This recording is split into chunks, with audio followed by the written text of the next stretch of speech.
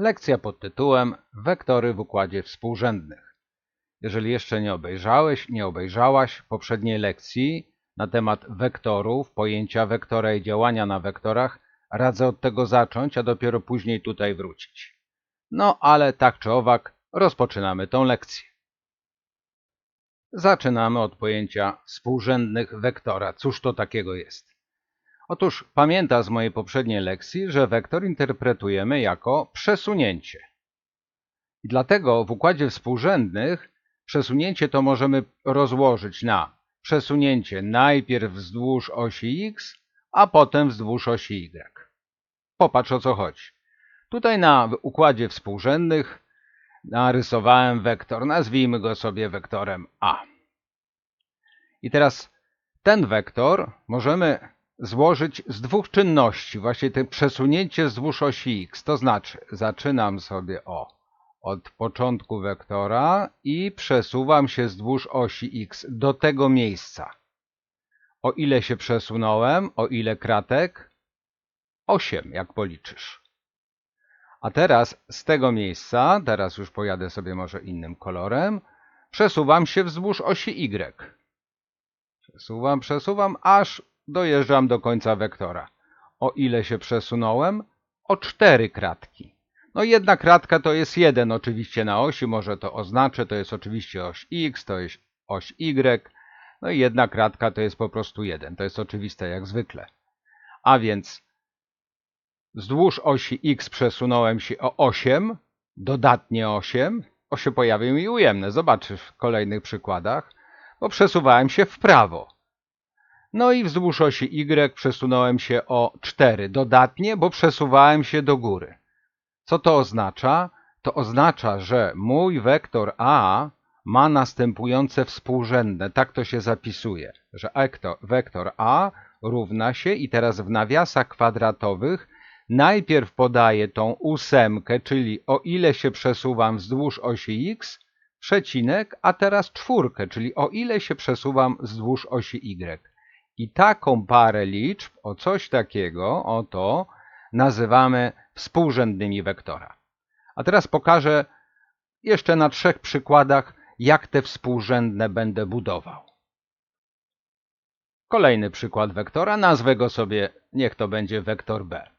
No i zaczynam. Najpierw mam przesuwać od początku, tu jest początek wektora, prawda, o tutaj, wzdłuż osi x w tym kierunku, w którym jest skierowany zwrot wektora. Zwrot wektora jest w prawo, no więc przesuwam się wzdłuż osi x, przesuwam i dojechałem. O ile jednostek? 8. A teraz się przesuwam wzdłuż osi y, tylko tym razem w dół. O 4 jednostki, czyli minus 4, bo w dół. Zatem mój wektor B zapiszę w ten sposób jego współrzędne. 8 dodatnie, no bo przesuwałem się w prawo, ale minus 4, bo przesuwałem się w dół. Kolejny przykład. Mamy następny wektor, tym razem nazwę go C, oczywiście. No i ta sama zasada. Zaczynam od początku, tu jest początek wektora C, tutaj on jest zaczepiony, tak można powiedzieć. To w poprzedniej lekcji tłumaczyłem te pojęcia, wektory zaczepione i swobodne. No i teraz przesuwam się wzdłuż osi x, tylko tym razem w lewo, no bo zwrot wektora C jest skierowany w lewo, więc przesuwam się w lewo. Jadę, dojechałem. O ile się przesunąłem? O minus 8, bo jadę w lewo. No i teraz jadę sobie w górę, wzdłuż osi y, o 4 jednostki, no bo do góry. W lewo minus 8, do góry plus 4. Czyli mój wektor C, jego współrzędne mogę zapisać jako minus 8, 4. Jeszcze jeden przypadek pokażę. No i ostatni już wektor, nazwę go sobie D, żeby być konsekwentny. Tu jest jego początek, no i najpierw wzdłuż osi x, oczywiście w lewo. Dlaczego? No bo zwrot, strzałeczka jest skierowana w lewo. Jadę sobie w lewo, jadę, dojechałem. O ile się przesunąłem? O 8, ale z minusem, no bo w lewo. No i teraz jadę w dół.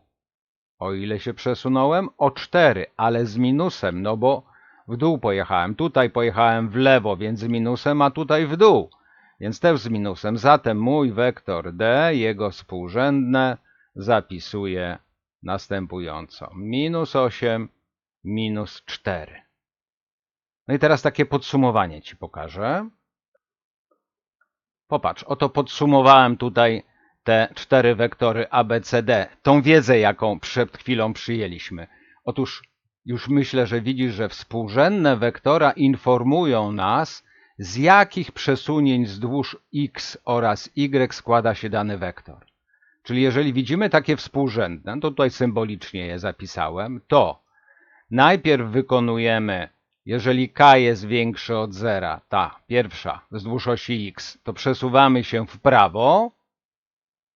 Jeżeli k jest mniejszy od zera, to znaczy, że przesuwamy się w lewo. Tak jak to zrobiłem na moich przykładach. A następnie, czyli najpierw jest to przesunięcie wzdłuż osi x, w prawo lub w lewo, zależy od tego, czy ta współrzędna, pierwsza współrzędna jest większa, czy też mniejsza od zera. A jak równa 0 ktoś powie? To się nie rusza z miejsca po prostu. No, ale wracajmy do tego, co powiedziałem. I jak już się przesuniemy w prawo lub w lewo wzdłuż osi x, to następnie przesuwamy się wzdłuż osi y, zależnie od tego, czy ta druga współrzędna, ja ją tutaj oznaczyłem jako n, jest większa od zera, wtedy jedziemy do góry. Jeżeli mniejsza od zera, to wtedy jedziemy sobie na dół. A teraz dowiemy się, jak obliczać te współrzędne.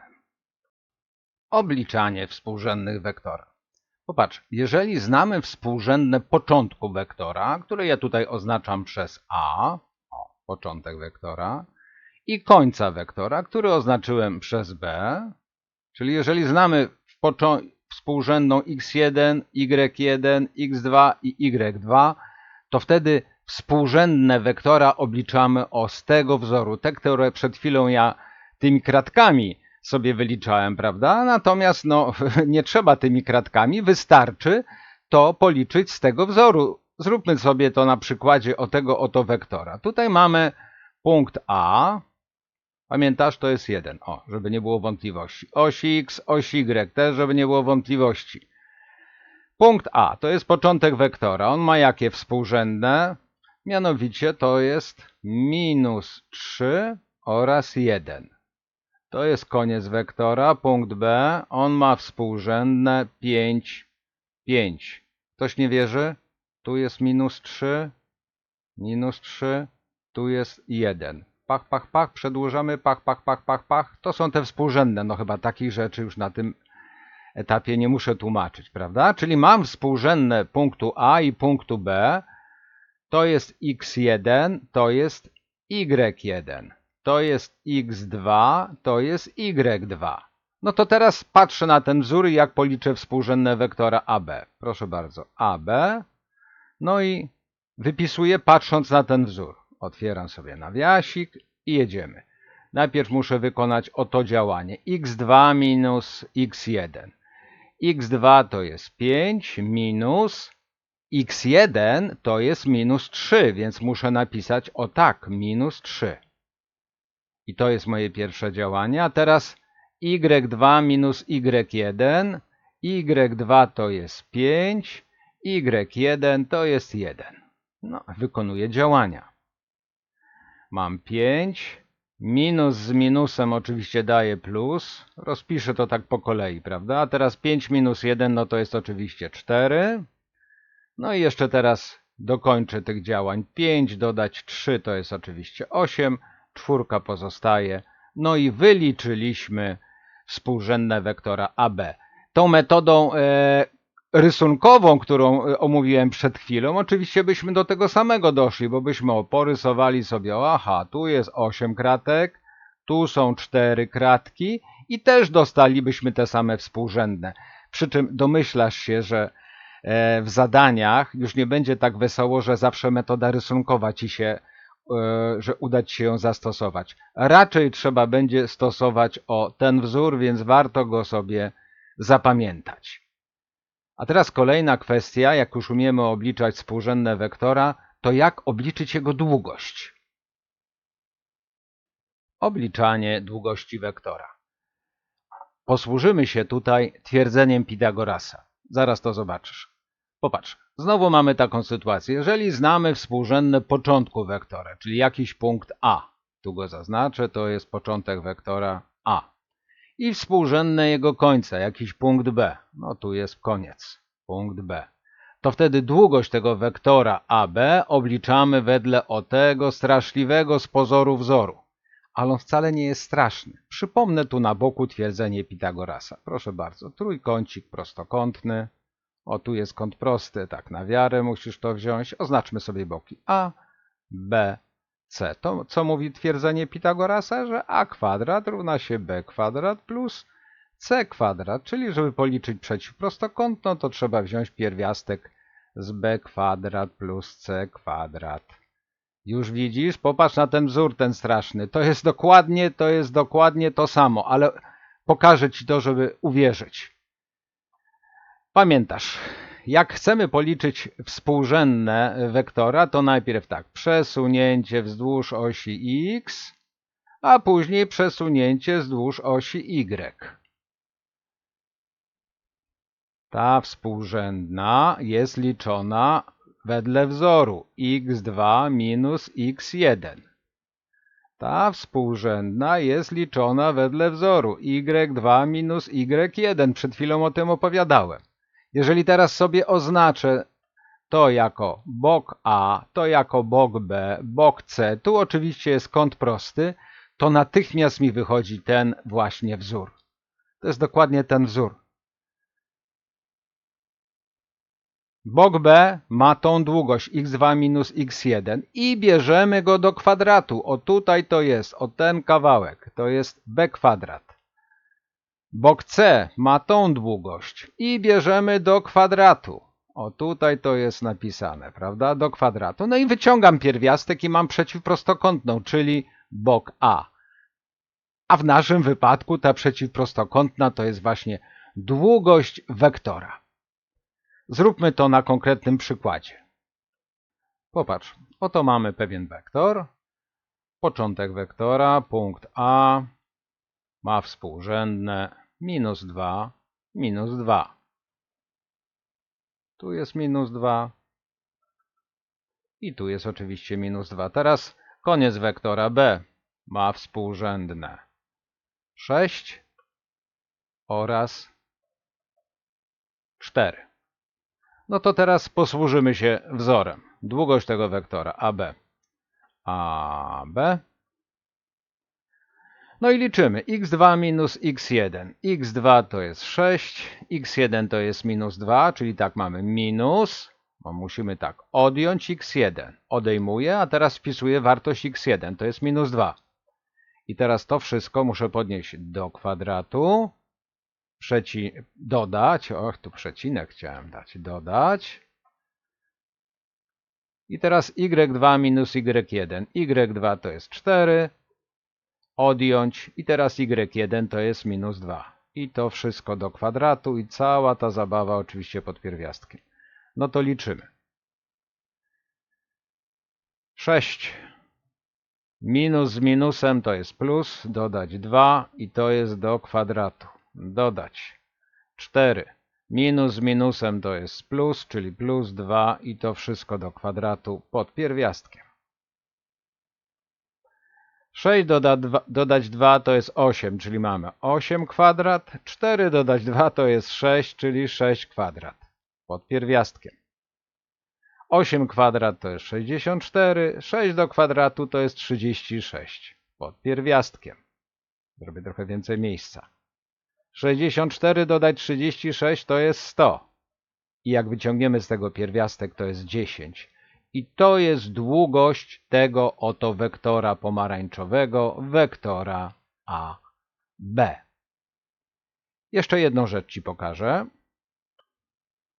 Otóż, jeżeli znamy, już nie musimy liczyć, od razu znamy współrzędne wektora, bo tam poprzednio pokazałem ten wzór, gdy znamy współrzędne początku i końca, ale jeżeli już od razu znamy nie x1, współrzędną pierwszą i drugą wektora, to wtedy ten wzór na długość sprowadza się do tego wzoru. No bo współrzędna wektora, pamiętasz, ta pierwsza liczba to jest n. Ta druga liczba to jest m. Czyli o ile mam się przesunąć wzdłuż osi x, o ile wzdłuż osi y. No a to jest długość wektora. To jest długość wektora. Ten bok ma długość wektora. No i od razu tutaj jest jasne, że twierdzenie Pitagorasa znowu nam zadziała. To jest ta sama forma, tylko poprzednio nie znaliśmy n i m w tym pierwszym wzorze i musieliśmy wyliczać po prostu x2 minus x1. To jest to n. y2 minus y1. To jest to m.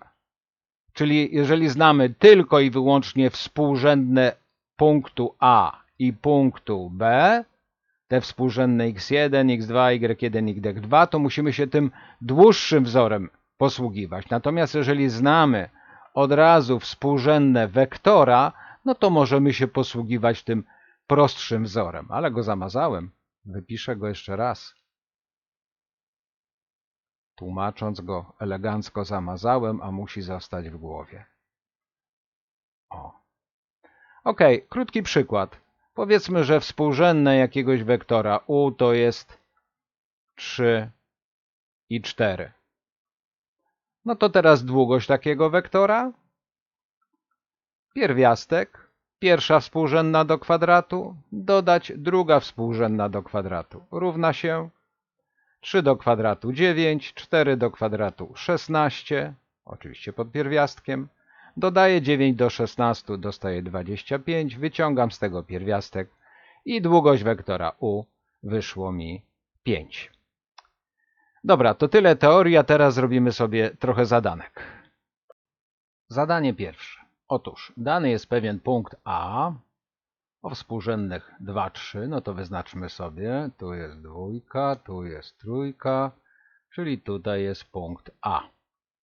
I teraz wyznacz współrzędne tego punktu po przesunięciu go o wektor o współrzędnych 4 minus 1. Pamiętasz, pierwsza współrzędna to znaczy przesuwamy wzdłuż osi x. Dodatnio, no to w takim razie w prawo, no to przesuwam o 4 w prawo.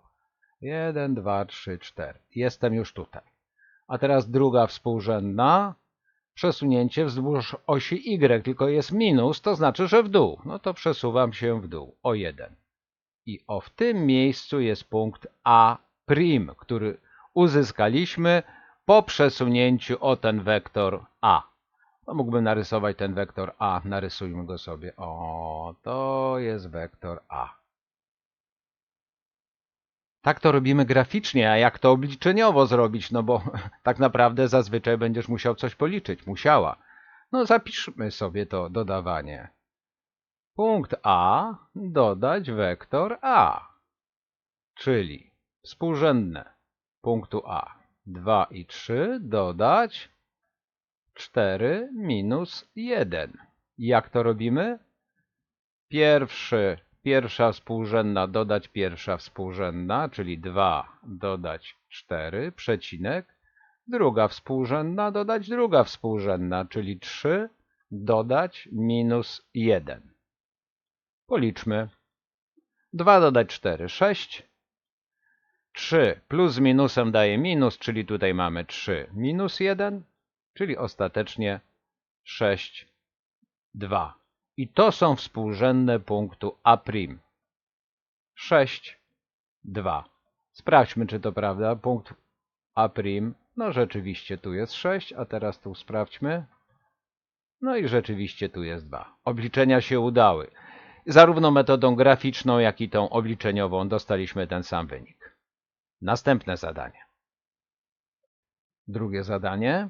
Tym razem mamy trójkąt o takich oto wierzchołkach i będziemy musieli go przesunąć o taki oto wektor. Zaznaczmy sobie najpierw to na wykresie, na układzie współrzędnych i zobaczymy, jak to wyjdzie nam graficznie. Punkt A ma współrzędne 1, 2, czyli to jest punkt A. Punkt B ma współrzędne 3, 4. 3, 4. Jest tutaj punkt B. Punkt C ma współrzędne 2, 1. 2, 1. Jest tutaj. To jest punkt C, czyli ten nasz trójkąt wygląda w ten sposób. To jest nasz trójkąt. I teraz mamy go przesunąć o wektor A. Pamiętamy, współrzędna pierwsza wektora mówi, o ile przesuwamy wzdłuż osi X, czyli prawo-lewo. -2, czyli przesuwam każdy wierzchołek o -2. No to wierzchołek A przesuwam o -2, wylądowałem tu. Wierzchołek B o -2, wylądowałem tu. Wierzchołek C o -2 i wylądowałem tu. No akurat zdarzyło się na osi. A teraz druga współrzędna wektora mówi nam, jak się przesuwamy w pionie, czyli wzdłuż osi Y. Widzimy, to jest 3, czyli dodatnie 3, czyli idziemy do góry. No to idę sobie najpierw tutaj do góry o 3, znowu do góry o 3 i tutaj też do góry o 3. O, i wylądowałem po kolei w tych 3 punktach. Łączę je, oczywiście nie tak koślawo w realu. I to są moje punkty. To jest punkt A', to jest punkt B', a to jest punkt C'. Ten czerwony trójkąt to jest właśnie trójkąt, który uzyskamy po przesunięciu ABC. Ten trójkąt A', B', C'. Tak to wygląda graficznie, a teraz to policzmy, no bo grafika to jedno, obliczenia to drugie. No to będziemy dokładnie tak samo robili jak przed chwilą dla pojedynczego punktu. Każdy z tych punktów, punkt A, B i C, przesunę o wektor A. Czyli punkt A' to jest punkt A dodać wektor A. No to rozpiszmy to sobie. Punkt A to było 1, 2, wektor to jest -2, 3. Liczymy. 1 dodać -2, przecinek, 2 dodać 3. Równa się 1 minus 2 to jest -1, 2 dodać 3 to jest 5. I to są współrzędne punktu A'. O, tego oto punktu. Rzeczywiście, jak zobaczysz graficznie, nam wyszło to samo. Teraz punkt B'. To jest B dodać wektor A. Współrzędne B to było 3, 4, dodać wektor A, czyli -2, 3.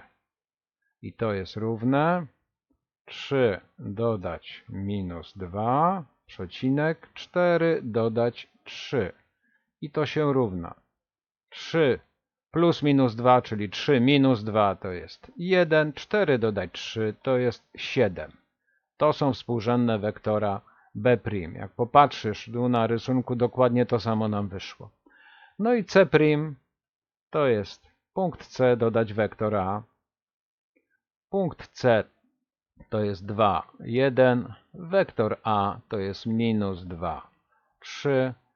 I to się równa 2 dodać -2, przecinek, 1 dodać 3. 2 dodać -2 to jest 0, 1 dodać 3 to jest 4 i rzeczywiście takie są współrzędne punktu C'. Tak samo nam wyszło graficznie. Obliczyliśmy współrzędne punktu A', punktu B', punktu C' i w ten sposób rozwiązaliśmy nasze zadanie. Teraz Kolejne zadanie. Znowu mamy trójkąt o podanych wierzchołkach. Zaznaczę je. Punkt A to jest 2, 1. To jest punkt A. Punkt B to jest 5, 3. 5, 3. To jest punkt B. I punkt C to jest -1, 4. To jest punkt C. I to jest nasz trójkąt. Narysuję sobie ten trójkąt. Oto trójkąt. Pytanie, czy jest równoramienny, czyli przynajmniej dwa boki są równe. Graficznie widzimy nie, ale graficznie to nie wystarczy. To trzeba tak naprawdę policzyć. Musimy policzyć długość każdego z boków, co już umiemy. Przypominam tutaj wzór. I jak tylko policzymy długość każdego z boków, no to wtedy sprawdzimy, czy choć dwa wyniki wyjdą nam równe. No to dobra. Każdy z tych boków, tak, ten bok to jest wektor AB. Ten bok to jest wektor BC. Można na odwrót BA, CB, ale to tak naprawdę dla naszego zadania nie ma znaczenia. A ten bok to jest wektor AC. Policzę sobie znanym już nam wzorem, który tutaj przypomniałem u góry, długość każdego z tych wektorów i zobaczymy, czy choć dwa wyniki wyszły nam takie same. No to zaczynamy. Najpierw długość wektora AB. AB, pionowa kreseczka i jedziemy. x2 minus x1, czyli 5 minus 2 do kwadratu, dodać y2 minus y1, czyli 3 minus 1 do kwadratu i to wszystko pod pierwiastkiem. I to jest równe 3 do kwadratu dodać 2 do kwadratu, czyli 9 dodać 4 pod pierwiastkiem, czyli pierwiastek z 15. Tak zostawiam. Nie będę tutaj żadnych więcej cyrków z tym pierwiastkiem robił. Nie muszę, bo to mi nie jest potrzebne. To jest długość wektora AB, czyli tego oto boku, tego boku. Ten bok ma taką długość. To teraz liczymy sobie następny. Policzmy sobie BC, długość tego boku, czyli wektora BC. No i jedziemy. Mamy tak, x2 minus x1, czyli minus 1 minus 5 i to jest do kwadratu, dodać 4 minus 3 do kwadratu, wszystko pod pierwiastkiem i to się równa